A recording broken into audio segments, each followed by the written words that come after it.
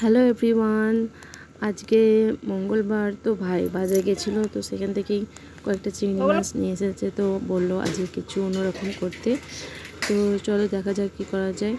Finally দেখো এখানে আমরা শেষমেশ মা আর আমি মিলে ডিসাইড করলাম যে আজকে চিংড়ি ভাপা হবে। তো বাড়িতে যেহেতু মা আর আমি ছিলাম, তো চিংড়ি ভাপাই হলো। দেখো, আর এটা হচ্ছে আগের দিন রাতের ভিডিও। এখানে মা আর মেজমা মিলে লুচি করছে। আর এখানে অনেক লুচি ভাবছে কেন, কারণ আমাদের ফ্যামিলিটা অনেকটা বড়।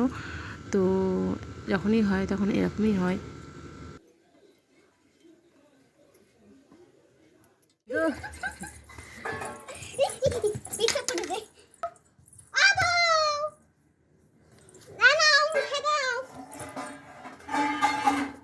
মাগ